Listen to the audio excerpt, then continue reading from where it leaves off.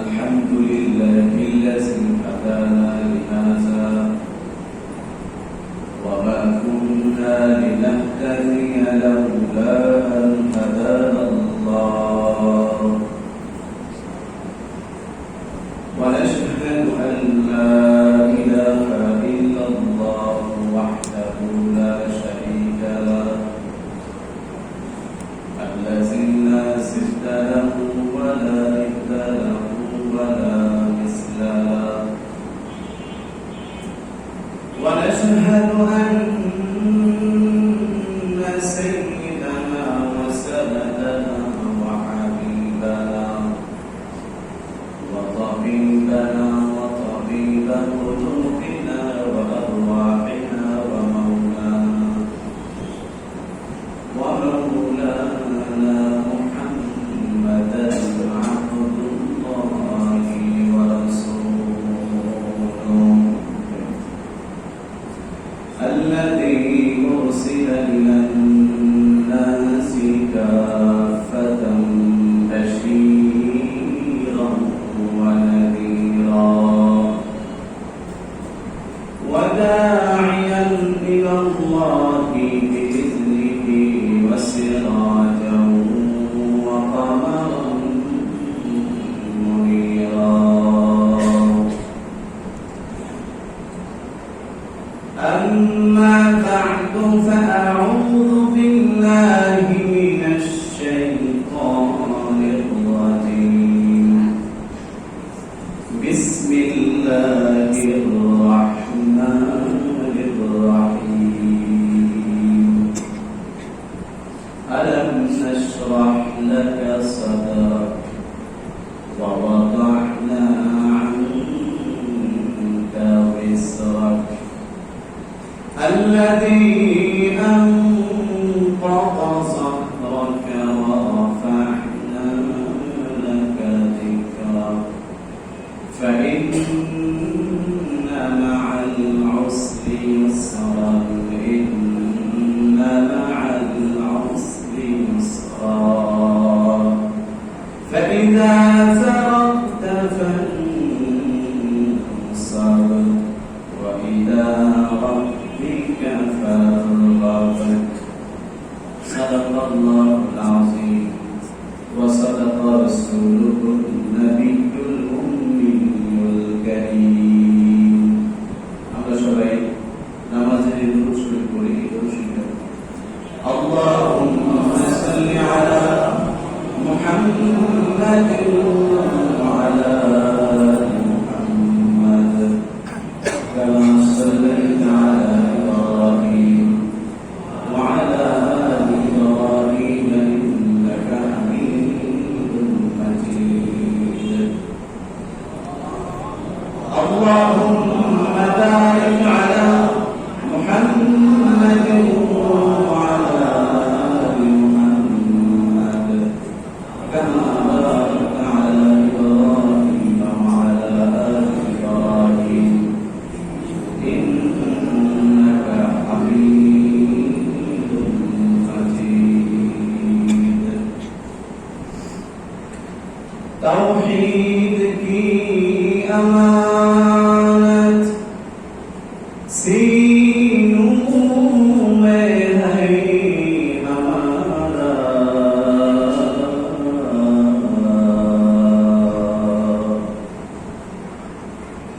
तौहीद की अमानत सीनों में है हमारा आसान ही मिटाना नामो निशात हमारा बलगल उला की कमाली शरफत जाती जमाली हसनत जमीअ फिसालिही सल्लु अलैहि व आलिही ये गुण न होता तो कलियों की तबस्सुम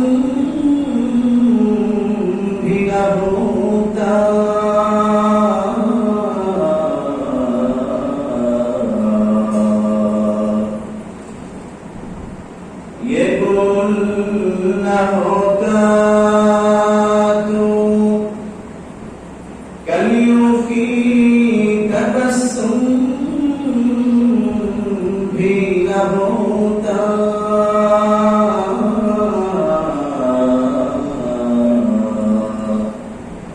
ये गुल न होता तो बुलबुल की तरन्नुम भी न होता।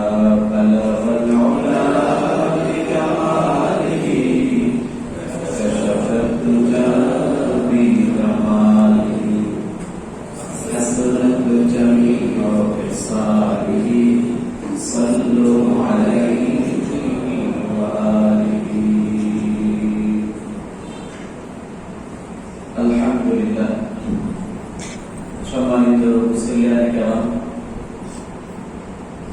আল্লাহ রাব্বুল আলামিনের দরবারে লক্ষ কোটি শুকর ও সুজুদ যে মহান রব অত্যন্ত দয়া করে মায়া করে ইহসান করে আজকে আমাদেরকে শত ব্যস্ততা থেকে ফারেক হয়ে কোরআনুল কারীমের তাফসীর শোনার জন্য আল্লাহর ঘর মসজিদে আমাদেরকে বসার তৌফিক দিয়েছেন।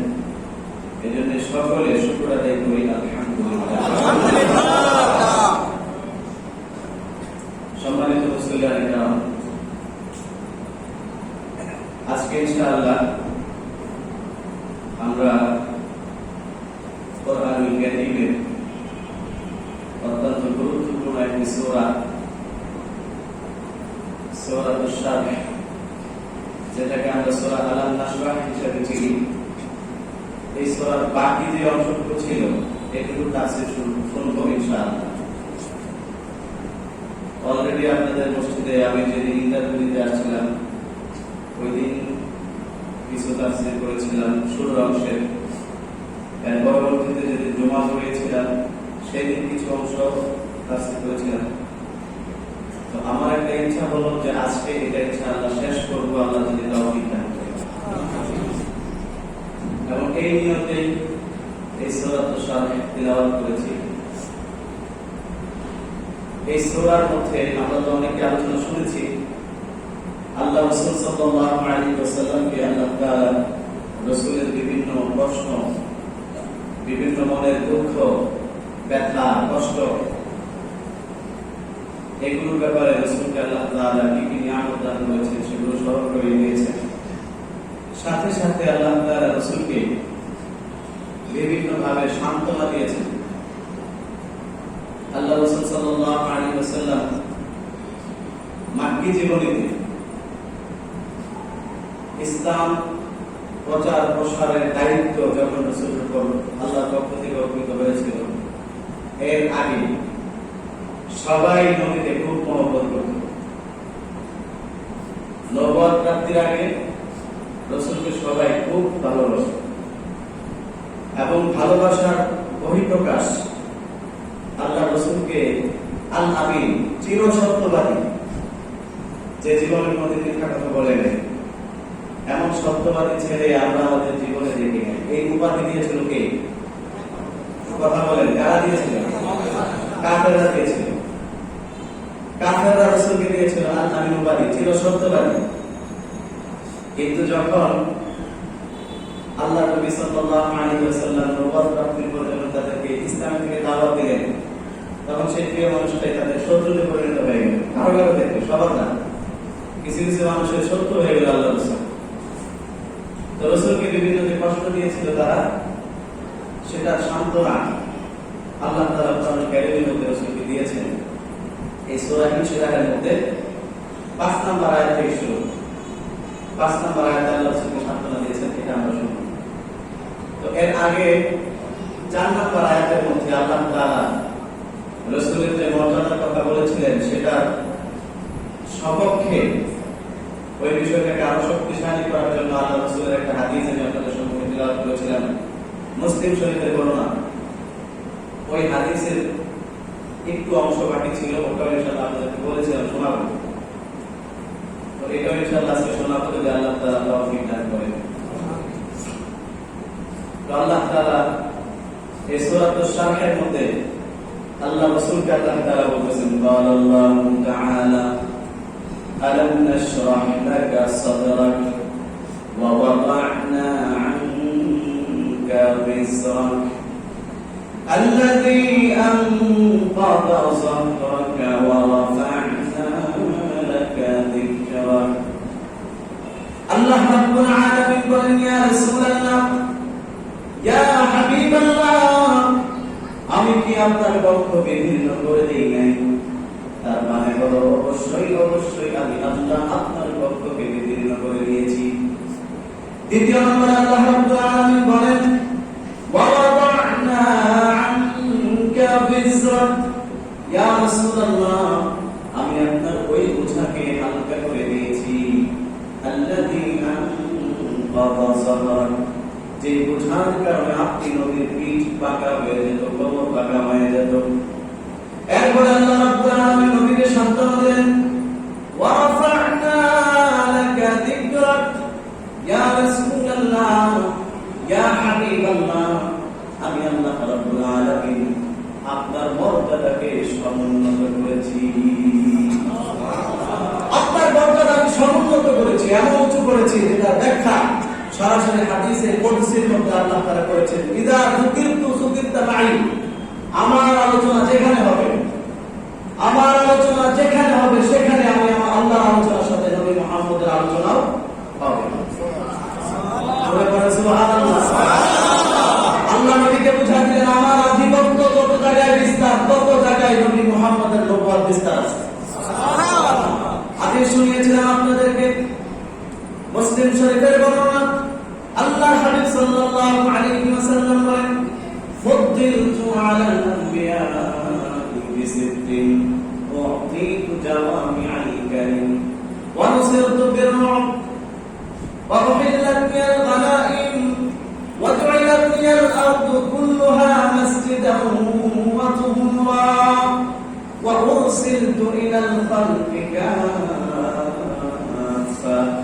وختم بي النبيون রাসূলুল্লাহ সাল্লাল্লাহু আলাইহি ওয়াসাল্লাম বলেন আল্লাহ রাব্বুল আলামিন অন্যান্য যত নবী পয়গম্বর আমার পূর্বে দুনিয়ার জমিনে আল্লাহ তাআলা প্রেরণ করেছেন সমস্ত নবীদের মধ্য থেকে আল্লাহ আমাকে 6টা বিষয় শ্রেষ্ঠত্ব দান করেছেন এমন 6টা বিষয় আল্লাহ তাআলা আমাকে দান করেছেন যে বিষয়গুলো আমি ছাড়া আল্লাহ তাআলা কাউকে দেন নাই এক নাম্বার আল্লাহর নবী বলেন মুআতিকু জাওয়ামি'আল কালিম আমি জাওয়ামি'আল কালিমের মালিক আল্লাহ তাআলা আমাকে জাওয়ামি'আল কালিম দান করেছেন দুই নাম্বার নবী বলেন মুসিরতু বির-রু'ব আল্লাহ তাআলা আমাকে শ্রদ্ধার ভয় দিয়েছেন শ্রদ্ধার ভয় দ্বারা আমাকে আল্লাহ সহযোগিতা করেছেন এটা আমার পূর্বে আল্লাহ কাউকে দেন নাই তৃতীয় নাম্বার নবী বলেন وَأُحِلَّتْ لِيَ الْغَنَائِمُ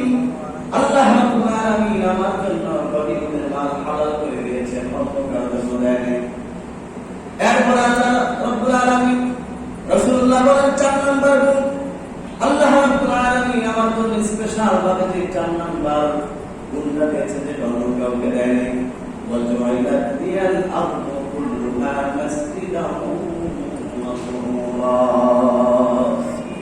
আল্লাহ তাআলা আমার জন্য পুরো পৃথিবীকে পুরো ভূখণ্ডকে আল্লাহ তাআলা আমার জন্য মসজিদ বানিয়েছেন এবং এই পুরাটা ভূখণ্ডকে আল্লাহ তাআলা আমার খাতিরে আমার জন্য পবিত্রতার উপকরণ বানিয়ে দিলেন সুবহানাল্লাহ এই পৃথিবীর আনাচে যত জায়গা আছে যেইগুলো পবিত্র জায়গা আল্লাহ নবী বলেন এটা আমার জন্য স্পেশালি আল্লাহর পক্ষ থেকে করা এটা মসজিদের মতো মসজিদে ইবাদত করলে যেরকম ইবাদত হয় এখানে ইবাদত করলে ইবাদত হবে এই পর্যন্ত আলোচনা চলছিল হয়েছে এরপরে 5 নাম্বার নবী বলেন ওয়া উরসিলতু ইলাল খালqি কাফা আল্লাহ রাব্বুল আলামিন আমাকে সমগ্র মানব জাতি শুধু নয় যত মাখলুকাত আল্লাহ রাব্বুল আলামিন বানিয়েছেন যত সৃষ্ট জীব আসমানের নিচে জমিনের উপরে আছে সমুদ্রের অতল গহ্বরে আছে এই সব কিছুর জন্য আল্লাহ তাআলা আমি নবী মুহাম্মদকে নবী বানিয়ে পাঠিয়েছেন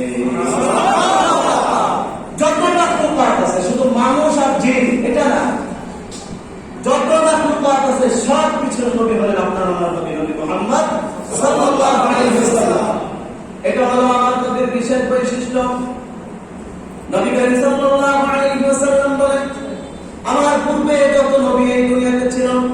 কেউ কেউ একটা কওমের নবী ছিল, কেউ একটা গ্রামের নবী ছিল, কেউ একটা শহরের নবী ছিল, আবার কেউ একটা রাষ্ট্রের নবী ছিল, কিন্তু পুরো সমগ্র জাহানের নবী কেউ ছিল না।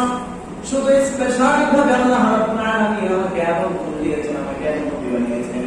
আমি মানুষের নবী, আমি জিনদের নবী। শুধু এতটুকু শেষ নয়, এই পৃথিবীতে যত নবী রাসূল আল্লাহ পাঠিয়েছেন সমস্ত নবীদের নবী আমি মুহাম্মদ।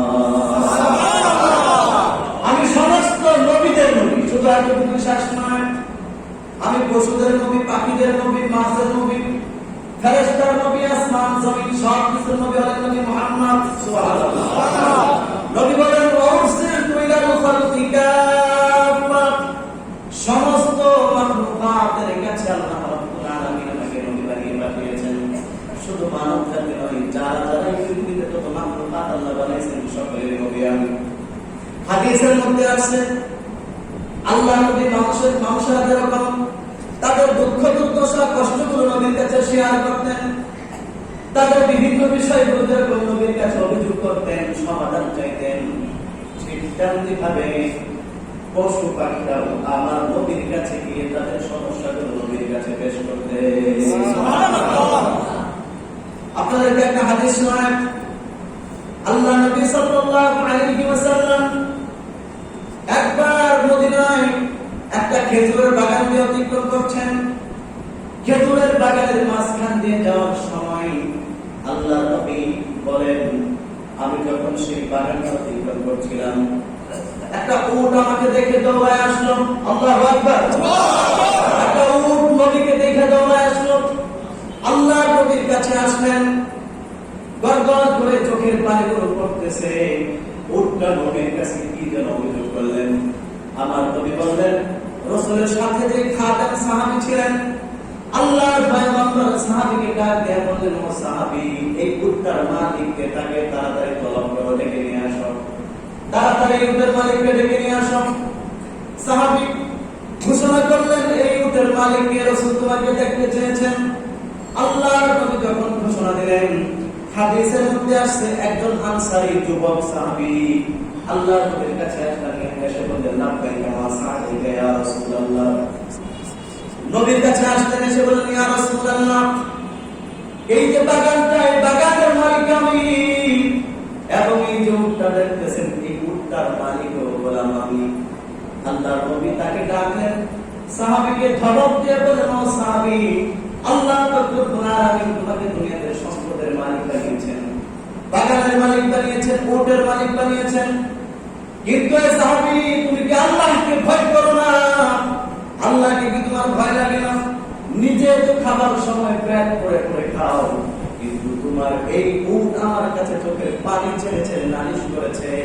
তুমি উট দিয়ে সারাক্ষণ বেশি বেশি পানি সাথে কাজ করো, কিন্তু পেট করে তাকে কোনোদিন খাইতে দাও না। তারা দিয়ে সবসময় শুধু কাজ করাও, কিন্তু তার যে একটা খাবার প্রয়োজন, সে তো একটা প্রাণী, তারও তো রেস্টের প্রয়োজন, সেই সুযোগটা তুমি তাকে দাও না। আল্লাহকে ভয় করো, নিজের ব্যাপারে আল্লাহকে ভয় করো। এই বোবা প্রাণী উট, এর ব্যাপারে আল্লাহকে ভয় করো। তারও হক আছে তোমার উপর, সেই হকটা আদায় করতে হবে।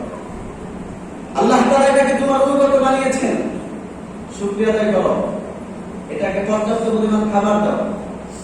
আমাদের সমাজে কিছু মানুষ এরকম আছে, দেখবেন গরু পালে, গরুরা ঠিক মতো খাওয়ানো যায় না, সারাদিন দেখবেন ধান চাষ করায়, শহরে তো নয়, গ্রামে আছে, 12টা পর্যন্ত ধান চাষ করায়, তারপর এটা ঠিক মতো খাইতে দেয় না, রাত্রে ভালো জায়গায় ঘুমাইতে দেয় না। এটা এক পশুপাখির হক নষ্ট করা। হাদিস থেকে স্পষ্ট প্রমাণিত, এগুলো দ্বারা বান্দা আল্লাহ তাআলার কাছে জবাবদিহি করতে হবে। এই জন্য আমরা আমাদের অধীনস্থ যে আছে, সেটা মানুষ হোক অথবা যে কোনো প্রাণী, এটার পরিপূর্ণ হক আদায় করতে হবে। এটা হুকুম কার? আল্লাহ। আল্লাহ বলতে পারেন এটা আবার আল্লাহর হুকুম কেন? এটা আল্লাহর হুকুম, কারণ হচ্ছে আমার নবী, আপনার নবী মুহাম্মদুর রাসূলুল্লাহ সাল্লাল্লাহু আলাইহি ওয়াসাল্লাম নিজের পক্ষ থেকে কিছু বলেন না যতক্ষণ পর্যন্ত আমার আল্লাহ বলার জন্য ওহী না পাঠায়। সুবহানাল্লাহ, সুবহানাল্লাহ। আপনারা সুবহানাল্লাহ বলতে মন চায় না? আসছে, কেউ যদি সুবহানাল্লাহ একবার পড়ে, আল্লাহ তাআলা তার জন্য জান্নাতে একটা গাছ লাগায় দেন। সুবহানাল্লাহ। এই যে আপনারা বলছেন সুবহানাল্লাহ, আপনাদের সবার জন্য একটা করে গাছ জান্নাতে লাগানো হয়ে গেছে। সুবহানাল্লাহ। যার একটা গাছ লাগানো হয়ে গেছে। সুবহানাল্লাহ। এভাবে যতবার করবেন প্রতিবার সুবহানাল্লাহ একটা করে গাছ আল্লাহ জান্নাতে লাগায় দেন। সুবহানাল্লাহ। আপনাকে জান্নাতে গাছ হোক ইনশাআল্লাহ। অনেকে আবার চিন্তা করতেছে যে গাছ থাকলে তো রোদ লাগবে না, শীত লাগবে বেশি। এরকম চিন্তা ভাবনা কেউ করেন নাই। গাছ থাকলে তো রোদ লাগবে না, জান্নাতে যদি গাছ থাকে বেশি রোদের ছোঁয়া পাওয়া যাবে না, এখানে তো ভালো লাগবে না। বিষয়টা কি এরকম? না, এরকম না। জান্নাত অনাবিল এক সুখ শান্তির জায়গা, এখানে আপনি যেটা চাবেন সেটাই চাওয়ার আগে মনের মধ্যে কল্পনা হওয়ার সাথে সাথে সামনে এসে হাজির হয়ে যাবে। যাই হোক, এটা অন্য আলোচনা। এই জন্য আপনাদের কাছে রিকোয়েস্ট, সুবহানাল্লাহ কিছু জোরে বলবেন। রাজি আছেন ইনশাআল্লাহ? তো আল্লাহ রাসূল সাল্লাল্লাহু আলাইহি ওয়াসাল্লাম বলেন যে আমি সমস্ত মাখলুকাতের মধ্যে, মাখলুকাত কতটুকু? শ্রেষ্ঠ জীব, এটা সংখ্যা কত? আল্লামা আবুসি রাহিমাহুল্লাহ ওনারা কিতাবে লিখেছেন 18,000। তবে এটা তথ্যটা সঠিক না। আসলে আল্লাহ তাআলার মাখলুকাত শ্রেষ্ঠ জীবদের কত? আল্লাহু আ'লামু বিস-সাওয়াব। এটা একমাত্র সঠিকটা কে জানেন? আল্লাহ। আল্লাহর নাম বলতে কি বলতে থাকে? না, বলেন কে জানেন? আল্লাহর সৃষ্টি যে কত এটা একমাত্র আল্লাহ জানেন। বিভিন্ন প্রাণীকুল নিয়ে যারা নাকি গবেষণা করেন তারা বলেছেন, এবং হায়াতুল হাইওয়ান কিতাবের মধ্যে লেখা হয়েছে যে বিভিন্ন প্রাণীকুল নিয়ে যারা গবেষণা করেন, যেমন উদাহরণস্বরূপ সমুদ্রের মধ্যে যে কত লক্ষ প্রাণী আছে, মাছের যে প্রকার, কত লক্ষ যে মাছ আছে, এটাই এখন পর্যন্ত তারা কেউ বের করতে পারে না। তাহলে এবার চিন্তা করেন, সমুদ্রের উপরে যে আছে যেগুলা, মুরগির মধ্যে কত জাতের আছে জানেন? ব্যাঙের মধ্যে কত জাতের ব্যাঙ আছে জানেন? আমরা তো জানি না। বিজ্ঞান এবং গবেষকরা প্রমাণ করেছে শুধু ব্যাঙ এটাই 100-র উপরে প্রকার আছে ব্যাঙের। তাহলে সব কিছু মিলিয়ে আল্লাহর সৃষ্টির যে সংখ্যা কত এটা একমাত্র কে জানেন? একমাত্র আল্লাহ জানেন। শুধু 18,000 না, কত 18 কোটি আছে নাকি মিলিয়ন মিলিয়ন ট্রিলিয়ন আছে, এটা একমাত্র কে জানেন? আল্লাহ জানেন। আল্লাহ রাসূল বলেন উরসিলতু ইলাল খালকি কাফা। আল্লাহ তাআলা যত মাখলুকাত বানাইছেন আমি সমস্ত মাখলুকাতের কাছে নবী হিসেবে প্রেরিত হয়েছি। সব কিছু নবী আমি নবী মুহাম্মদ। সুবহানাল্লাহ। আমি এই সব কিছুর নবী। সুতরাং আমাদের নবী সমস্ত নবী থেকে শ্রেষ্ঠ, এটা হচ্ছে নবীর বিশেষ এক বৈশিষ্ট্য। কিন্তু আমার আপনার নবীর আগে যত নবী ছিল তারা সবাই সবকিছু নবী ছিল না। মূসা আলাইহিস সালাম উনি একটা জামানার নবী, এবং ওনার জামানাতে আরেকজন নবী ছিল, আমরা সবাই জানি, শুআয়ব আলাইহিস সালাম। ইতিহাস পড়লে দেখবেন, সরাসরি কোরআনের ঘটনা তাফসীরে আছে যে মূসা আলাইহিস সালাম যখন এক যার সাথে ঝগড়া হয়েছিল তাকে থাপ্পড় দিল, থাপ্পড় দেওয়ার পর একটা জায়গার সাথে সাথে মরে গেছে। মূসা আলাইহিস সালাম তার এলাকা ছেড়ে চলে গেছেন আরেক এলাকায়। ওখানে যে গিয়েছিলেন ওইটা কিন্তু মূসা নবীর নবুয়তের এলাকা ছিল না, ওই জায়গায় আরেকজন নবী ছিল, অর্থাৎ শুআয়ব আলাইহিস সালাম, যার মেয়েকে তিনি পরবর্তীতে বিয়ে করেছিলেন। তাহলে কোরআন এবং হাদিস এবং গ্রহণযোগ্য ইতিহাস দ্বারা আমাদের কাছে স্পষ্ট প্রমাণিত যে আমাদের নবীর আগে যত নবী ছিলেন প্রত্যেকটা নবীর সীমানা নির্ধারিত ছিল যে আপনার এই পর্যন্ত, এরপরে আপনার নবী নবুয়তের চলবে না। যেমন আমাদের এমপিদের একটা ইয়া থাকে না, আপনি গাজীপুর থানার এমপি, এখন গাজীপুর থানার এমপি উনি যদি কোনো কিছু পাস করে যদি ময়মনসিংহ থানায় নিয়ে যায় কি বলে হবে? ওই জায়গার আলাদা এমপি আছে। ঠিক তেমনি ভাবে এই নবুয়তের দায়িত্ব পালনের ক্ষেত্রে নবীদের একটা জায়গা, সীমানা, দেশ, রাষ্ট্র, গ্রাম, শহর এভাবে ভাগ করা ছিল। কিন্তু আপনার আমার নবী মাসরিক থেকে মাগরিব পর্যন্ত, এই সূর্য উদয় স্থল থেকে নিয়ে শুরু করে সূর্য ডোবা পর্যন্ত, এই উত্তর মেরু থেকে দক্ষিণ মেরু পর্যন্ত, এই পাতাল থেকে আরশে আজিম পর্যন্ত, এই সব কিছু এবং এই সব কিছুর মধ্যে যত মাখলুকাত আছে, মানুষ, ইনসান, ফেরেশতা, গাছপালা, পশু পাখি, তরুলতা, সব কিছু নবী বলেন আমার আপনার নবী মুহাম্মদ সাল্লাল্লাহু আলাইহি ওয়াসাল্লাম। নবী বলেন উরসিলতু ইলাল খালকি কাফা। আমি সমস্ত মাখলুকাতের কাছে নবী হিসেবে প্রেরিত হয়েছি। এটা হলো 5 নাম্বার গুণ। এরপরে নবী বলেন নাবিয়্যুন আল্লাহর পয়গম্বর বলে আমাকে আল্লাহ তাআলা যে শ্রেষ্ঠত্ব দান করেছেন সেটা হলো আল্লাহ রাব্বুল আলামিন আমার মাধ্যমে নবীদের সিলসিলা বন্ধ করে দিয়েছে। আমার মাধ্যমে নবীদের সিলসিলা বন্ধ করে দেওয়া হয়েছে। আমি সর্বশেষ নবী, আমার পরে আর কোন নবী আসবে না। কিয়ামত পর্যন্ত সবার নবী আমি, সব কিছুর নবী আমি। আমি হলাম সর্বশেষ নবী। এটা হলো আমার জন্য আল্লাহর পক্ষ থেকে স্পেশাল একটা গুণ, যেটা আল্লাহ অন্য কোন নবীকে দেয় না। সুতরাং আমার আপনার নবী সর্বশেষ নবী। সন্দেহ আছে কোনো? সূরা বলে সন্দেহ আছে? সন্দেহ করলে ঈমান থাকবে? ঈমান থাকবে না। আল্লাহ রাব্বুল আলামিন আল্লাহর নবী সর্বশেষ নবী কোরআন কারীমের মধ্যে বলেন মা কানা মুহাম্মাদুন আবা আহাদিন মির রিজালিকুম ওয়ালাকিন রাসূলুল্লাহি ওয়া খাতামান নাবিয়্যিন। সূরাতুল আহজাবের 33 নম্বর আয়াত। আল্লাহ নবী বলেন, আল্লাহ রাব্বুল আলামিন বলেন মুহাম্মদ তোমাদের কোন প্রাপ্তবয়স্ক ছেলের পিতা না, প্রাপ্তবয়স্ক কোন পুরুষের পিতা নবী মুহাম্মদ নন। তিনি বলেন আল্লাহর পক্ষ থেকে প্রেরিত রাসূল এবং তিনি বলেন সর্বশেষ নবী। সুবহানাল্লাহ। সুতরাং মুসলিম উম্মাহ একটা আকীদা এবং বিশ্বাস, আল্লাহর নবী সর্বশেষ নবী। আমার নবীর পর আর কোন নবী নাই, কোন নবী দুনিয়াতে আসবে না। ঠিক কি না? বিন্দু পরিমাণ সন্দেহ যদি কেউ করে সাথে সাথে দলিল ছাড়া কাটে। ঠিক কি না? আমার আপনার নবী সর্বশেষ নবী। আমার আপনার নবীর পর আর কোন নবী আসবে না। আল্লাহ রাব্বুল আলামিন সরাসরি কোরআন কারীমের মধ্যে জানালেন নবী সর্বশেষ নবী। এটা হলো নবীর স্পেশাল গুণ। এটা হলো আমার নবীর বড়ত্বের একটা বিশাল বড় সফলতা।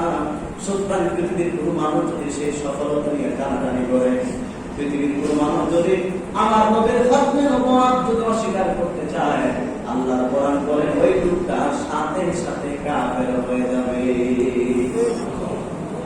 সাথে সাথে কাফের হয়ে যাবে, কারণ সে কোরআন অস্বীকার করতেছে। আমার আপনার নবী সর্বশেষ নবী। আল্লাহ নবী বলেন আমি সর্বশেষ নবী, আমার পরে কোনো নবী নাই। কিয়ামত পর্যন্ত আমার পরে কোনো নবী আসবে না।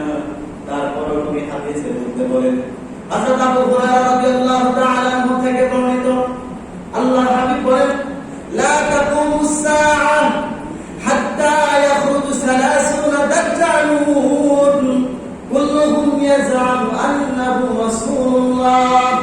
আল্লাহর নবী বলেন ততক্ষণ পর্যন্ত কিয়ামত হবে না যতক্ষণ পর্যন্ত 30 জন দাজ্জাল বের না হবে। সেই দাজ্জালগুলো প্রত্যেকে দাবি করবে আমি শেষ নবী, আমি হলাম নবী। এমন লোক বের হবে, নবী বলেছেন কিয়ামত পর্যন্ত মোট 30 জন বের হবে। অপর আরেক হাদিসের মধ্যে আছে এই 30 জনের মধ্যে 4 জন হবে মহিলা। 30 জনের মধ্যে 4 জন হবে মহিলা যারা দাবি করবে আমি আল্লাহর পক্ষ থেকে নবুয়ত পেয়েছি। অথচ নবী বলেন আনা খাতামুন নবিয়্যিন, আনা খাতামুন নবিয়্যিন লা নাবিয়্যা বা'দি ওয়া আনতুম খাতামুল উমাম লা উম্মাতা বা'দিকুম। আল্লাহর হাবিব বলেন আমি হলাম সর্বশেষ নবী, আমার পরে আর কোন নবী নাই, আর কোন নবী কিয়ামত পর্যন্ত আসবে না। আর তোমরা বলে সর্বশেষ উম্মত, তোমাদের পরে আর কোন উম্মত নাই, কিয়ামত পর্যন্ত আর কোন উম্মত আসবে না। কিয়ামত পর্যন্ত যারা থাকবে তারা সবাই আমার উম্মত। আমি নবী যতক্ষণ জান্নাতে প্রবেশ না করব, কোন নবী জান্নাতে প্রবেশ করতে পারবে না। তাদের জন্য জান্নাতে প্রবেশ হারাম। ঠিক তেমনি ভাবে তোমরা হলে সর্বশ্রেষ্ঠ উম্মত। যতক্ষণ পর্যন্ত তোমরা জান্নাতে প্রবেশ না করবে ততক্ষণ পর্যন্ত অন্য কোন নবীর উম্মত জান্নাতে যেতে পারবে না। তাদের জন্য জান্নাতে ঢোকা সুবহানাল্লাহ। এই শ্রেষ্ঠত্ব শুধু নবীর না, নবীর সাথে সাথে আমরা শ্রেষ্ঠত্ব দেয়। কত বড় গুণ! রাসূল বলেন আমি সর্বশেষ নবী, আমার পর আর কোন নবী নাই, কোন নবী আসবে না। ঠিক তেমনি ভাবে তোমরা সর্বশ্রেষ্ঠ এবং সর্বশেষ উম্মত, তোমাদের বড় কোনো উম্মত আর আসবে না।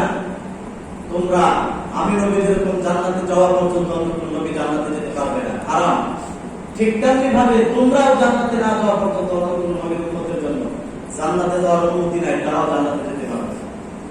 তাহলে এই নবীর উম্মত আমরা হয়েছি। আল্লাহ তাআলা আমাদেরকে দয়া করে মায়া করে এই নবীর উম্মত বানিয়েছেন। আমরা খুশি না বেজার? খুশি। আমরা খুশি না বেজার? আমরা শুকরিয়া আদায় করি আলহামদুলিল্লাহ। যাই হোক মুহতারাম হাজিরিন, এই জায়গায় এসে এই 6 নাম্বার বিষয় ওয়াফদিমা বিআন নবিয়্যুন, আমার মাধ্যমে আল্লাহ নবীদেরকে শেষ করেছেন, নবীদের সিলসিলা, নবী আসার ধারাবাহিকতা বন্ধ করেছেন। এই বিষয়ে এসে আমাদের ঈমানের সাথে একটা বিষয় সম্পৃক্ত, যেটা না বললেই নয়, সেটা হচ্ছে আল্লাহ রাসূলের সর্বশেষ নবী। এটা আমাদের সকলের মনে প্রাণে বিশ্বাস করতে হবে। যদি কেউ বিশ্বাস না করে তাহলে সে কি? কাফের। জোরে বলেন, সে কি? কাফের। নবীকে যারা শেষ নবী মানবে না তারা কি? কাফের। আল্লাহর নবীদের শেষ নবী, এই সম্পর্কে আরেকটা হাদিস নয়। হাদিসের মধ্যে আছে আল্লাহর নবী বলেন, একজন পথিক রাস্তা দিয়ে হেঁটে যাচ্ছেন, হঠাৎ করে তাকায় দেখে চমৎকার কারুকার্য মণ্ডিত সুন্দর একটা বিল্ডিং দেখা যায়। এত সুন্দর বিল্ডিং, ওই লোকটা বলে, এমন সুন্দর বিল্ডিং আমার জীবনে আমি দেখি নাই। এত চমৎকার বিল্ডিং, বিল্ডিং এর নকশা, কাজ কর্ম, কারুকার্য আমাকে আকর্ষণ করেছে। আমি পাগল করা হয়ে গিয়েছি, এত সুন্দর বিল্ডিং। লোকটা বলল, আমি বিল্ডিংটা ঘুরে দেখতে চাই। পুরাটা বিল্ডিং ঘুরে ঘুরে দেখলেন। বিল্ডিংটা ঘুরে ঘুরে দেখার পরে দেখার শেষ পর্যায়ে এক জায়গায় গিয়ে দেখে সবকিছু 100% ঠিক, কিন্তু একটা দেওয়ালের মধ্যে ছোট্ট একটা ইটের জায়গা বাকি। একটা জায়গা আছে, ওখানে ইট নাই। লোকটা আশ্চর্য হয়ে গেল, এমন সুন্দর বিল্ডিং, এমন সুন্দর বিল্ডিং আমার জীবনে দেখি নাই, কিন্তু সবকিছু ঠিকঠাক আছে। মাঝখানে একটা ইটের জায়গা ফাঁকা, যদি এই ইটটা লাগাইতো বিল্ডিংটা আরো কত সুন্দর হয়ে যেত। বিল্ডিংটা আরো চিত্তাকর্ষক হতো, আরো মনোমুগ্ধকর হতো। এই ইটটা এখানে কেন নয়? আল্লাহর হাবিব উম্মতকে বোঝার জন্য উদাহরণ দিলেন। এই যে সুন্দর বিল্ডিংটা, এই বিল্ডিংটা হলো নবুয়তের সিলসিলা, একটা মাত্র ইটের জায়গা বাকি আছে। এত সুন্দর বিল্ডিং পৃথিবীর মানুষ কোনদিন দেখে নাই। ওই যে একটা ইটের জায়গা বাকি আছে, ওই ইটটা হলো আমি নবী মুহাম্মদ। আল্লাহ তাআলা আমি নবী মুহাম্মদের ইট এই জায়গার মধ্যে লাগাইয়া নবুয়তের বিল্ডিংটাকে সুন্দর করে দিয়েছেন, পরিপূর্ণ করে দিয়েছেন। আল্লাহ নবী বলেন যে এই ইটের জায়গাটা, একটা ইট মাত্র খালি, এই জায়গাটা লাগানোর পরে এবার বলেন আরো কাজ করার মতো কোনো কিছু আছে বিল্ডিং এ? নাই, আর কিছু নেই। রাসূল উদাহরণ দিয়ে বলেন যে এই একটা জায়গাতে ফাঁকা ছিল, এটা হলো আমি নবী মুহাম্মদ সাল্লাল্লাহু আলাইহি ওয়াসাল্লাম। এই জায়গার মধ্যে আল্লাহ তাআলা আমাকে তৈরি করেছেন, সর্বশেষ নবী। এই সুন্দর জায়গাতে আল্লাহ তাআলা আমাকে বসায়া বিল্ডিং এর কাজ করা শেষ। এইবার এই বিল্ডিং কাজ করার মতো আর কিছু বাকি নেই। সুতরাং কেউ যদি বলে এরপরে নবী আসবে, সে হলো চরম পথের বোকা এবং সে হলো কাফের, ঠিক কি না? আল্লাহ রাব্বুল আলামিন বলেন, আমি দ্বীন পূর্ণ করে দিয়েছি। আল্লাহর হাবিবকে নবী মুহাম্মদের উপর আল্লাহ তাআলা আয়াত নাযিল করলেন, নবীকে আল্লাহ তাআলা জানিয়ে দিলেন, আল-ইয়াউমা আকমালতু লাকুম দীনাকুম ওয়া আতমামতু আলাইকুম নি'মাতি ওয়া রাদিতু লাকুমুল ইসলাম দীনা। আল্লাহ রাব্বুল আলামিন সূরা মায়েদার 3 নম্বর আয়াতে বলেন, ও নবী, আজকে আমি আমার ধর্মকে পরিপূর্ণ করে দিলাম। এই পৃথিবীর মানুষকে জানানোর মতো আর কোনো কিছু বাকি নেই, আমি আপনার মাধ্যমে সব জানানো শেষ। আল্লাহর নবী বিদায়বাদের ভাষণের সময় আল্লাহ আয়াত নাযিল করলেন, আল-ইয়াউমা আকমালতু লাকুম দীনাকুম, তোমাদের জন্য আমি আল্লাহ তাআলা আজকে ধর্মকে পরিপূর্ণ করে দিলাম। সুতরাং ধর্ম যেহেতু আর বাকি নাই, দ্বীনের কোনো অংশ যেহেতু বাকি নাই, কাজেই মানুষকে বোঝানোর জন্য দুনিয়াতে নবী পাঠানোর আর কোনো দরকার নাই। দ্বীন পরিপূর্ণ করে দিয়েছে আপনার মাধ্যমে। সুতরাং ধর্ম বোঝানোর আর কেউ দরকার নেই, আর কোনো নবুয়ত সিলসিলা বাকি রাখার দরকার নেই, নবী পাঠানোর দরকার খতিমা বিয়ান নবিয়্যুন, নবী বলেন আমার নবুয়তের সেই জায়গায় মহর মেরে দেওয়া হয়েছে, আল্লাহ মুখটা আটকে দিয়েছেন, নবুয়ত শেষ, আর কি নবী আসবে না। সুতরাং এই সমস্ত আয়াত এবং হাদিস দ্বারা প্রমাণিত যে আপনার আমার নবী সর্বশেষ এবং সর্বশ্রেষ্ঠ নবী। আমার আপনার নবীর পরে কোনো নবী নাই, কোনো নবী কেমন পর্যন্ত আসবে না। আমার আপনার নবীর শান, আল্লাহ রাসূলের মর্যাদা হচ্ছে আল্লাহ নবীর নবুয়ত কিয়ামত পর্যন্ত চলবে। আর এই নবুয়তের মধ্যে কেউ যদি অংশদারিত্ব বসাতে চায়, ওই লোকটা কোরআন এবং হাদিসের দলিল অনুযায়ী সরাসরি স্পষ্ট কাফের, সে আর কখনো মুসলমান থাকতে পারে না, ও কাফের। সুতরাং আমাদের সমাজে যে সমস্ত কাদিয়ানি আছে, আপনারা চিনেন তো সবাই, কাদিয়ানি নাম শুনছেন? গোলাম আহমদ কাদিয়ানি, সে নাকি শেষ নবী। তারা এই আয়াতের অর্থ করে নবী মুহাম্মদ শ্রেষ্ঠ নবী, আর আমাদের এই গোলাম আহমদ কাদিয়ানি সে শেষ নবী। নাউযুবিল্লাহ। আমরা কোরআন এবং হাদিসের আলোকে স্পষ্ট বলে দিলাম নবী মুহাম্মদ শেষ নবী, আমার নবী শেষ নবী। এই নবীকে যারা শেষ নবী মানবে না, এই গোলাম আহমদ কাদিয়ানি সহ তার অনুসারী যারা আছে, কিয়ামত পর্যন্ত তার ভক্তবৃন্দ যারা হবে, যারা দিলের মধ্যে এই আকীদা বিশ্বাস ধারণ করবে যে আমার নবী শেষ নবী না, আমার নবী শ্রেষ্ঠ নবী, তারপরে আর নবী আসার সম্ভাবনা রয়েছে, ওরা স্পষ্ট কাফের, তারা কোনদিন মুসলমান হতে পারে না। এই জন্য কাদিয়ানিরা কি? কাদিয়ানিরা কখনো মুসলমান হতে পারে না। খুব খেয়াল রাখবেন, আমাদের সমাজে কিন্তু কাদিয়ানি আছে, হয়তো আপনাদের টঙ্গী নাই, বিভিন্ন জায়গায় কিন্তু কাদিয়ানি আছে। তারা মুসলমানদের সাইনবোর্ড ব্যবহার করে হজে যায়, তারা মুসলমানদের সাইনবোর্ড ব্যবহার করে মসজিদ ব্যবহার করে, নাম দেয়, এক এক সময় এক একটা নাম চেঞ্জ করে, টিকটিকির মতো আর কি, গিরগিরির মতো রং চেঞ্জ করে। এরা এখন নতুন করে নাম ধারণ করেছে আহমদিয়া মসজিদ জামাত। এদের নাম হলো বর্তমানে আহমদিয়া মসজিদ জামাত। কেউ যদি এরকম বিষয়ে আপনাদেরকে দাওয়াত দিতে আসে, ওদেরকে আপনারা প্রতিহত করবেন, কারণ এরা হচ্ছে কাফের। এরা শুধু কাফের না, এরা আমাদের সমাজের তথাকথিত ইহুদি, খ্রিস্টান, নাস্তিক, মুরতাদ, ওই সমস্ত কাফেরদের থেকে আর বড় কাফের এরা। কারণ এরা আমার নবীকে শেষ নবী মানে না। যাই হোক, তারা হাজির, আল্লাহ রাসূল বললেন মুসলিম শরীফের বর্ণনা, আমার শ্রেষ্ঠত্ব যেটা আমি ছাড়া কাউকে দেয় নাই। ওয়াকুতিমা বিয়ান নবিয়্যুন, আল্লাহ তাআলা আমার মাধ্যমে নবীদের সিলসিলাকে বন্ধ করে দিয়েছেন, নবীদের সিলসিলা আল্লাহ তাআলা শেষ করে দিয়েছেন। আমি হলাম সর্বশেষ নবী। সুতরাং নবীর উম্মত যারা, আমাদের আকীদা এবং বিশ্বাস, আপনারা আমার নবী হলেন সর্বশেষ নবী, আমার নবীর পরে আর কোনো নবী নাই। এটা হলো এই আয়াতের তাফসীর, মোটামুটি শেষ। ওয়ারাফা'না লাকা যিকরা, ইয়া রাসূলুল্লাহ, আমি আপনার মর্যাদাকে সমুন্নত করেছি। এরপরে আয়াতে আল্লাহ রাব্বুল আলামিন নবীকে সান্ত্বনা দিতেছেন, ফাইন্না মা'আল উসরি ইউসরান, ইন্না মা'আল উসরি ইউসরা।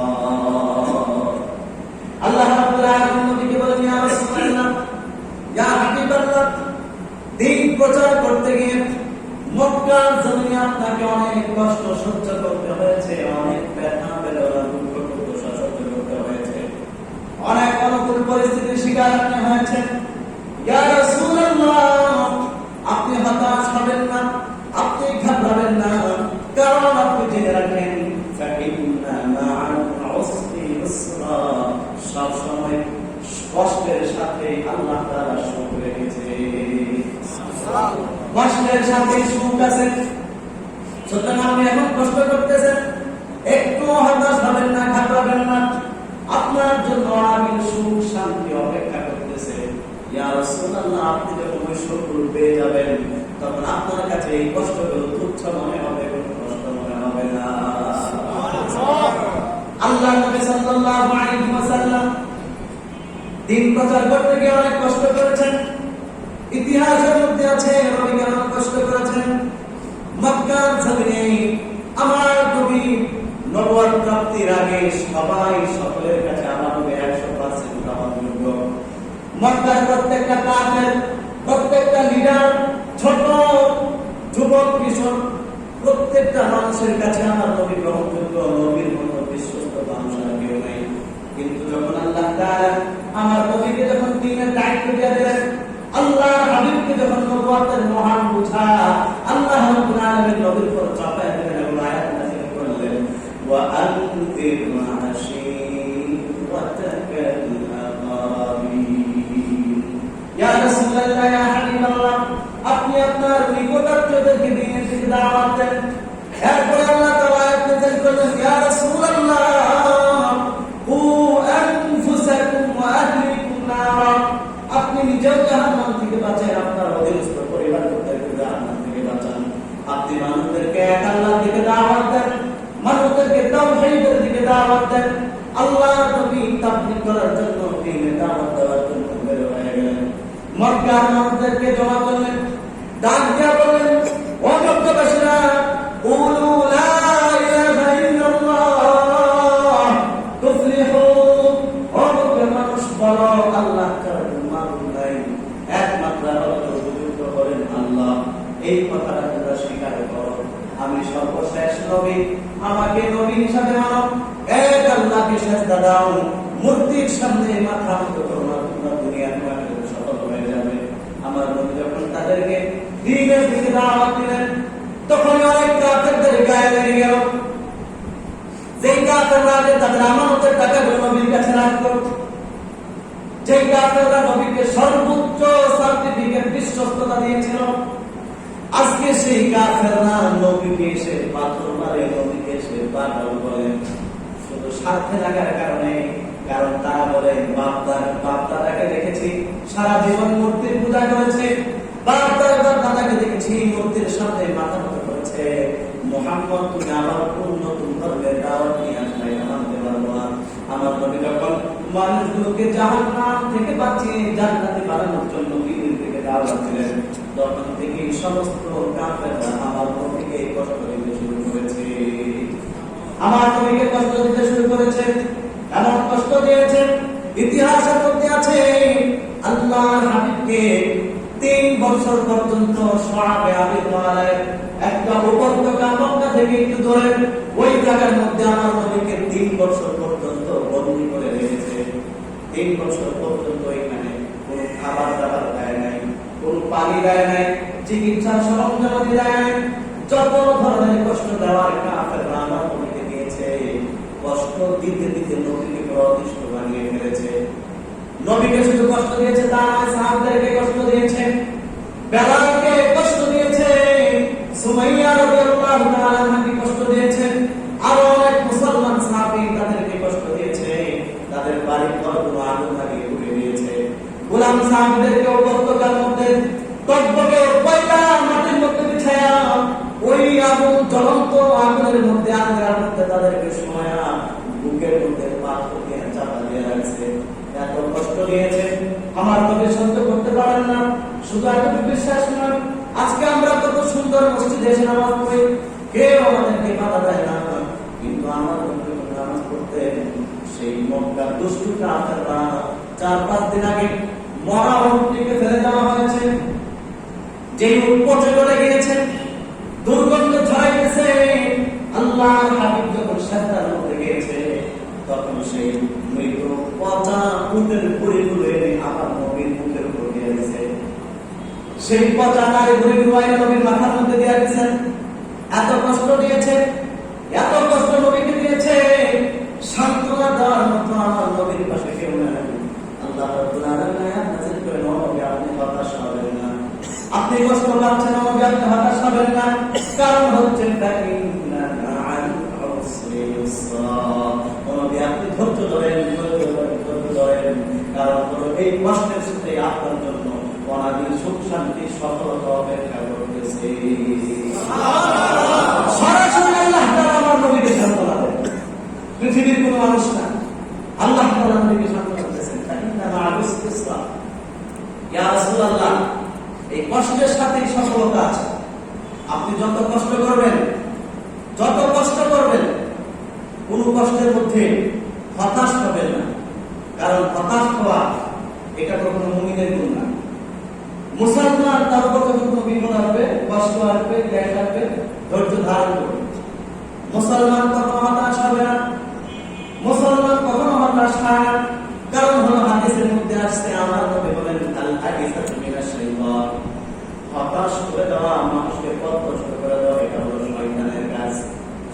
সুতরাং মুমিন কখনো কি হবে না, হতাশ হবে না। মুমিন বান্দা সবসময় ধৈর্য ধারণ করবে। কারণ হলো আল্লাহ রাব্বুল আলামিন শুধু নবীকে না, নবীর সাথে সাথে কিয়ামত পর্যন্ত যত মানুষ আসবে সবাইকে আল্লাহ তাআলা জানাবে তোমাদের উপর যত বিপদ আসবে ধৈর্য ধারণ করো, কারণ ওই বিপদের সাথে সাথে তোমাদের জন্য অনাবিল সুখ শান্তি আমি আল্লাহ রেখে দিয়েছি। প্রত্যেকটা বিপদের সাথে মানুষের জন্য সুখ থাকে। যখন বিপদ আসে অনেক সময় আমরা মনে করি বিপদ আমার জন্য বড় বিপদ, কিন্তু বিপদের মধ্যে আল্লাহ কল্যাণ রাখেন, বিপদের মধ্যে কল্যাণ রাখেন। যেহেতু আমরা গায়েব জানি না, বাহ্যিক ভাবে আমরা বুঝতে পারি না বিপদের মধ্যে কিভাবে কল্যাণ রয়েছে, কিন্তু আল্লাহ তাআলা বলেন তোমাদের প্রত্যেকটা মানুষের বিপদের মধ্যে কল্যাণ রয়েছে। সুতরাং বিপদ আপনি ধৈর্য ধারণ করবেন। তাফসীরের কিতাবের মধ্যে মুফাসসিরে কেরাম উল্লেখ করেছেন বিপদের সাথে সাথে যে আল্লাহ কল্যাণ রেখেছেন এটা আমরা বুঝি না, বিষয়টা বোঝানোর জন্য কোরআন কারীমের একটা সরাসরি ঘটনা বর্ণনা করা হয়। সূরাতুল কাহফের মধ্যে ঘটনাটা আসছে। সূরাতুল কাহফের ৭৯ নম্বর আয়াত আল্লাহ রাব্বুল আলামিন বলেন, সরাসরি আয়াতের ঘটনা শোনাচ্ছি আপনাদেরকে। মুসা নবী, সাইয়্যিদানা মুসা আলাইহিস সালাম একদিন আল্লাহ তাআলাকে ডেকে বলেন, আল্লাহ আমার মনে হয় বর্তমান সময়ে আমার চেয়ে বড় জ্ঞান আর কেউ নেই, আমার চেয়ে বড় জ্ঞান আর বর্তমানে কেউ নেই। আল্লাহ তাআলা বলেন, মুসা তোমার চেয়ে অনেক বড় জ্ঞান আছে। আল্লাহ তাআলা বলেন, ও মুসা তোমার চেয়ে অনেক বড় জ্ঞান আমি এই জমানায় রেখে দিয়েছি। মুসা আলাইহিস সালাম বললেন, আল্লাহ আমার চাইতে বড় জ্ঞান আবার কে আছে, আমার একটু দেখার সুযোগ করে দাও, আমি দেখতে চাই। সূরাতুল কাহফের মধ্যে ১৬ নম্বর পারা, বিস্তারিত লম্বা ঘটনা সংক্ষিপ্ত করে বলছি। মুসা নবী বললেন, আল্লাহ আমি দেখতে চাই। আল্লাহ তাআলা বললেন, এই কাজগুলো করো, তোমার সাথে একটা গোলাম নিয়ে নাও। মুসা নবী চলে গেলেন তখন সেই লোকটার সাক্ষাৎ করার জন্য। মুসা নবী তখন গিয়া হযরত খিজির আলাইহিস সালামের সাথে সাক্ষাৎ হয়ে গেল। খিজির আলাইহিস সালামের সাথে সাক্ষাৎ হওয়ার পরে বললেন, আপনি কি আমার সাথে বেশি জানেন নাকি? আল্লাহ বলেন, এই লোকটাই তোমার সাথে বেশি জানে, যদি বিশ্বাস না হয় তার সাথে চলো। মুসা নবী খিজির আলাইহিস সালামকে বললেন, আমি আপনার সাথে চলতে চাই, আপনার সাথে কিছুদিন খেদমত করতে চাই, আপনার থেকে অনেক কিছু আমার জানা আছে। খিজির আলাইহিস সালাম বলেন, মুসা তুমি কখনোই আমার সাথে ধৈর্য ধারণ করতে পারবে না, আমার সাথে চললে তুমি চলতে পারবে না। আমি অনেক এমন কাজ করি যেটা তুমি সাধারণত মেনে নিতে পারবে না। মুসা নবী বললেন, কোনো সমস্যা নেই, আপনি আমাকে আপনার সাথে নিয়ে চলেন, আপনার সব কথা আমি মানব, আপনি আমাকে যা বলবেন সব কিছু আমি মেনে চলব। মুসা আলাইহিস সালামকে বললেন, খিজির আলাইহিস সালাম ডাক দিয়ে বলেন, আমার সাথে তোমাকে নিতে পারে, তবে একটা শর্ত হচ্ছে রাস্তার মধ্যে আমি যত ধরনের কাজ করব শুধু দেখে দেখে যাইবা, সাবধান এই কাজটা কেন করলাম কোনো রকম প্রশ্ন করা যাবে না, কোনো রকম প্রশ্ন করা যাবে না। এই শর্ত যদি মানতে পারো আমার সাথে চলো। আল্লাহ তাআলা কোরআনুল কারীমের মধ্যে বলেন, খিজির আলাইহিস সালাম মুসা আলাইহিস সালামকে নিয়ে চললেন। পথিমধ্যে সর্বপ্রথম যে ঘটনা ঘটে আল্লাহ রাব্বুল আলামিন কোরআনুল কারীমের মধ্যে বলেন, فانطلقا حتى إذا ركبا في السفينة خرقها قال أخرقتها لتغرق أهلها لقد جئت شيئا إمرا। মুসা নবী খিজির আলাইহিস সালামের সাথে চললেন। যাইতে যাইতে রাস্তার মধ্যে একটা নদী পড়ল, এমন এক নদী যে নদী পার হওয়ার মতো কোনো যানবাহন নাই, নৌকা কিছু নাই। অনেকক্ষণ অপেক্ষা করার পরে একজন লোক নৌকা নিয়ে আসলেন, নতুন নৌকা, মাত্র নৌকা তৈরি করেছে। মুসা আলাইহিস সালাম এবং খিজির আলাইহিস সালাম নৌকার মধ্যে উঠলেন। খিজির আলাইহিস সালাম ডাক দিয়ে বললেন, আমাদেরকে উপকার করেন, নদীর ওই পারে আমাদেরকে একটু নিয়ে যান, আমরা বড় বিপদে আছি, নদী পার হওয়ার মতো কিছু নাই। মুসা নবীকে নিয়ে যখন নদী পার হলেন, নদী পার হওয়ার পরে খিজির আলাইহিস সালাম নামার সময় নিজের লাঠিটা দিয়ে জোরে একটা ফুটা দিয়ে নৌকাটাকে ভেঙে ফেললেন, নৌকাটাকে ফুটা করে ফেললেন। এবার নদীর ওই পারে গেলেন। মুসা আলাইহিস সালাম ডাক দিয়ে বললেন, উস্তাদ একটু দাঁড়ান। মুসা আলাইহিস সালাম ডাক দিয়ে বললেন, একটু দাঁড়ান, একটু কথা আছে। হুজুর বললেন, খিজির আলাইহিস সালাম বললেন, না কিছু বলা যাবে না। মুসা আলাইহিস সালাম নাফরমানরা সবাই জানি, তিনি বললেন, না আমাকে বলতেই হবে। এত গভীর অবস্থায় নদী পার হওয়ার মতো কিছু পাইতেছি না, এমন বিপদের মুহূর্তে লোকটা আমাদেরকে এত বড় একটা উপকার করলো, নৌকাকে আমাদেরকে পার করে দিল, আর আপনি উপকারের বদলায় তার নৌকাটা ফুটো করে দিলেন, কাজটাকে আপনি ঠিক করলেন নাকি? মুসা আলাইহিস সালাম প্রশ্ন করলেন, এটা কত বড় বিপদ। আপনি মনে করেন কথা মতো আমাদের এই যে লকডাউন চলতেছে, কি এক অবস্থা, এটা আপনারা আমি বুঝি। আমি গত শুক্রবারে বাড়ি থেকে আসছি, ময়মনসিংহ থেকে যাত্রাবাড়ি পর্যন্ত 58 টাকা ভাড়া লাগছে রিক্সায়। তারপর আলহামদুলিল্লাহ আপনাদের এই ব্রিজ পর্যন্ত, আব্দুল্লাহপুর ব্রিজ পর্যন্ত অটো রিক্সা ছিল, কিন্তু আব্দুল্লাহপুরের পরে পায়ের রিক্সা, যেটা দিয়ে যাইতে যাইতে পুরো পয়সা থাকতে একটা জীবন শেষ, টাকা চলেছে সাথে কষ্ট আছে। এমন মুহূর্তে কেউ মনে করেন আপনাদের কাউকে যাত্রাবাড়ি যাবে, কিচ্ছু নাই, মাঠের পরে দাঁড়ায় আছে, এখানে মনে করেন আপনাকে একটা মুন্দারে বলবো যে ভাই আমি যাত্রাবাড়ির মধ্যে যাবো, আপনি চল না আমার সাথে। কত বড় একটা উপকার করছে। আপনি ওই জায়গায় নাই না করে তারা পিঠের মধ্যে একটু পয়সা পয়সা দিবেন, আমারই খাওয়াবেন, না করে আমার সঙ্গে থাপ্পড় দিয়া আপনি ছুরি দিয়ে তার চাকাটাকে পাংচার করে দিলেন, অথবা খাওয়াটা ছেড়ে দিলে যাই কেমনটা লাগে যেটা আমাদের সমাজের বলে উপকারের গাড়া রাখি, আমাদের গ্রাম্য ভাষায় বলে উপকারের গাড়ে রাখি আর কি। মুসা আলাইহিস সালাম খিজির আলাইহিস সালামকে বললেন, লোকটি এত উপকার করলো, নদী পার হওয়ার তো কিছু নাই, আপনি এটা ফোনা করে দিলেন। আসলে তো আপনার লোক সুবিধার মনে হইতেছে, আপনি কি করলেন? মুসা আলাইহিস সালাম যখন প্রশ্ন করলেন, খিজির আলাইহিস সালাম বললেন, তোমাকে আগেই বলেছিলাম আমার সাথে তুমি ধৈর্য ধারণ করতে পারবে না, আমার সাথে তুমি চললে সবকিছু মেনে নিতে পারবে না, তোমাকে আগে বলেছিলাম কোনো প্রশ্ন করা যাবে না, তারপর কেন বললাম? মুসা আলাইহিস সালাম বললেন, ঠিক আছে এবারের মতো মাফ করেন, আর জীবনে প্রশ্ন করবো না, সামনে চলেন। কোরআনের ঘটনা, এভাবে সামনে চলেন। দ্বিতীয় নম্বর আরেক ঘটনা, মুসা নবী আবার প্রশ্ন করলেন, এই কাজটা কেন করলেন? এরপরে আবার চললেন লম্বা ঘটনা। তৃতীয় নম্বর আরেক ঘটনা, মুসা নবী বুঝে আসে না, প্রশ্ন করলেন, এই কাজ কেন করলেন? এবার খিজির আলাইহিস সালাম বললেন, তুমি তোমার ওয়াদা ভঙ্গ করেছ, আমার সাথে ওয়াদা করেছিলা কখনো এই প্রশ্ন করবা না, এবং সর্বশেষ বলেছ এইবারে প্রশ্ন করছি আর করবো না, সামনে যদি কোনো প্রশ্ন করি আমাকে আপনার দল থেকে বের করে দিয়ে। এবার মুসা নবী বলেন, 3 নাম্বার প্রশ্ন করেছি। খিজির আলাইহিস সালাম বলেন, এবার তো আপনাকে রাখা যায় না, তোমাকে বের করে দিব, তবে তোমাকে আমি বিষয়টা জানাই দিই, আমি কেন এই কাজগুলো করেছিলাম, যেগুলো তুমি বুঝো না। মুহতারাম হাজিরিন, মুসা নবীকে এবার খিজির আলাইহিস সালাম ঘটনা বর্ণনা করতেছেন। আম্মাস সাফিনাতু ফাকানাত লিমাসাকিন ইয়া'মালুনা ফিল বাহর ফাআরাদতু আন আ'ইবাহা ওয়া কানা ওয়ারাআহুম মালিকুন ইয়াখুযু কুল্লা সাফিনাতিন গাসবা।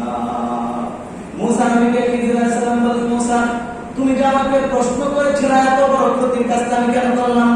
লোকটা আমাদেরকে নৌকা দিয়ে পার করে দিল, আমি তারপর লোকটার নৌকাটা কেন রেখে দিয়েছি? মুসা এটার কারণ হচ্ছে, তুমি জানো আমি জানি, আমরা যে মাত্র নদীটা পার হয়েছি আমি জানতে পেরেছি আমাদের অনেক পিছনে একজন জালেম সরকার আসতেছে।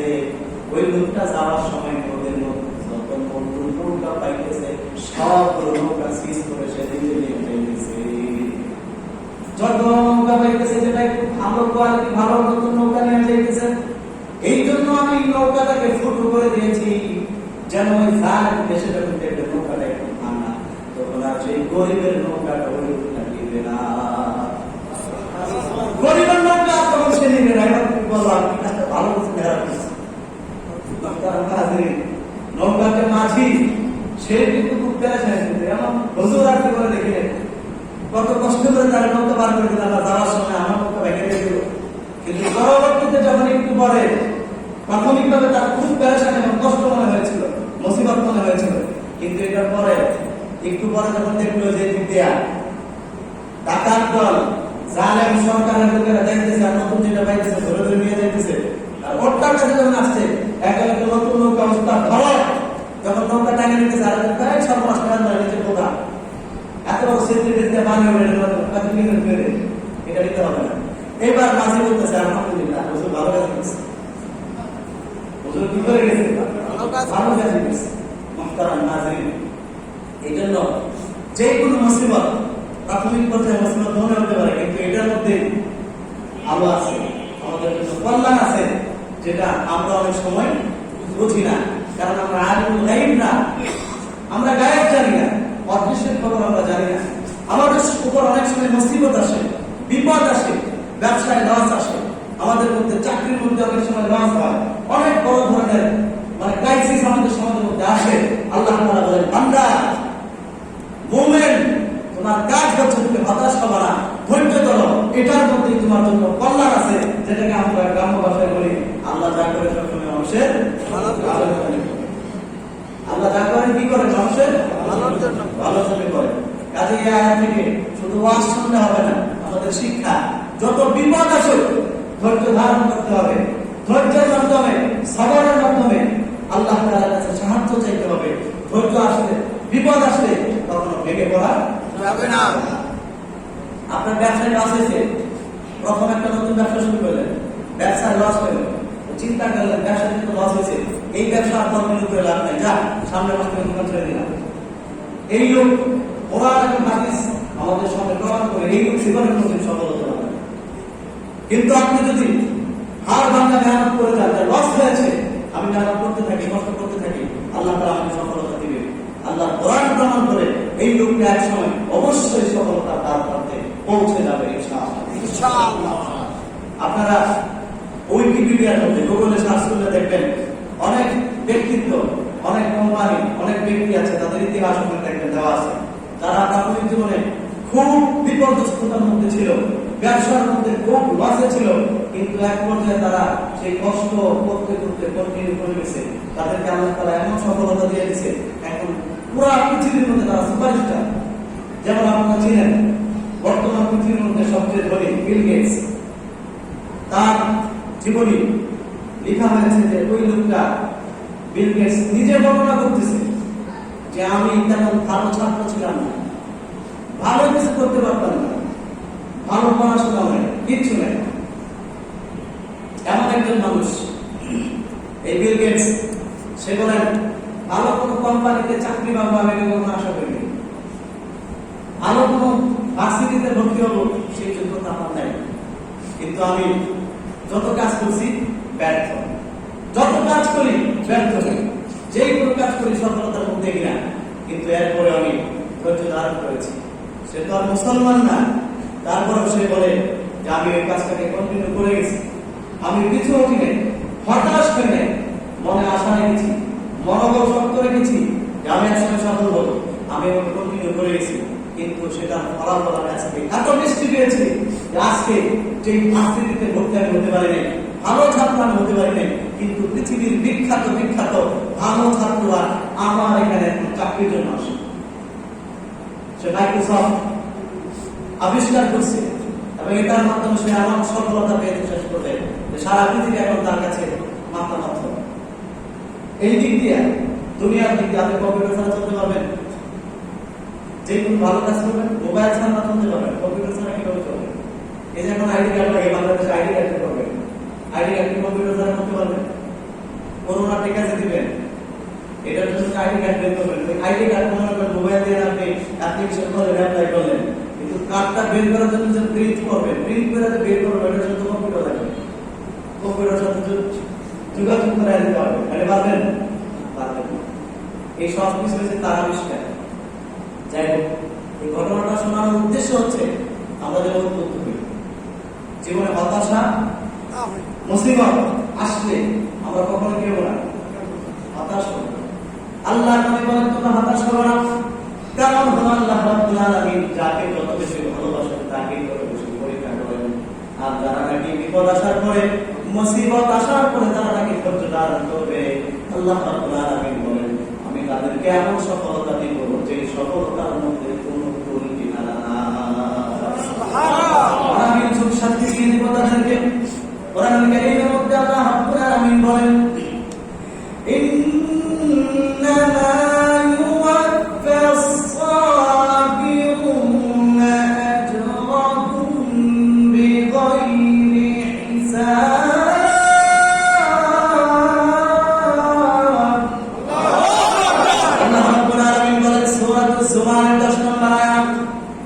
তাদের মধ্যে বিপদ আসবে, বিপদ আসার পরে যারা নাকি ধৈর্য ধারণ করবে, অটল থাকবে, আল্লাহর কাছে সফর করবে, আল্লাহ রাব্বুল আলামিন বলেন ইন্নামা ইউওয়াফাস সাবিরুনা আজরাহুম বিগাইরি হিসাব।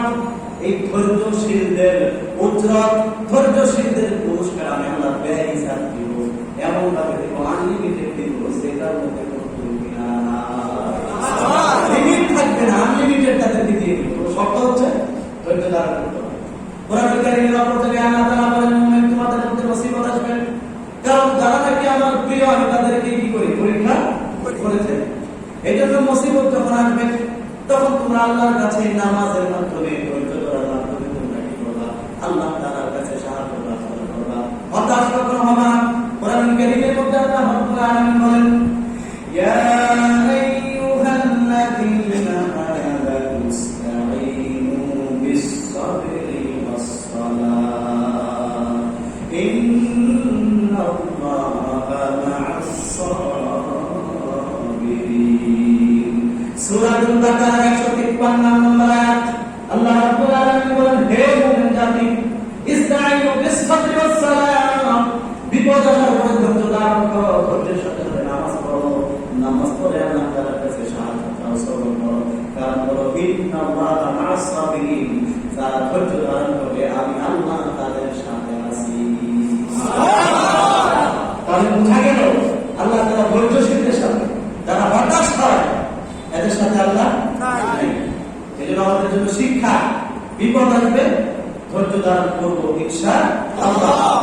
এই পৃথিবীতে ইতিহাস এবং হাদিস আমাদের সামনে আজকে স্পষ্ট প্রমাণ করে আল্লাহর কাছে যে যত বেশি প্রিয় তার পরীক্ষা বিপদ তত বেশি। হাদিসের মধ্যে আছে আল্লাহ নবী বলেন আশাদুন নাসি বালাআন আল-আনবিয়া সুম্মা আল-আমসাল ওয়াল-আমসাল। এই পৃথিবীতে সবচেয়ে বেশি পরীক্ষা আল্লাহ করেছিলেন নবীদেরকে, সবচেয়ে বেশি পরীক্ষা পেরেশানি বিপদ আল্লাহ দিয়েছিলেন নবীদেরকে। এরপরে আল্লাহর কাছে যে যত বেশি প্রিয় আল্লাহ তাকে তত বেশি মুসিবত দিয়ে থাকেন। এই জন্য মুসিবত আসলে আমরা কখনো হতাশ হব না ইনশাআল্লাহ।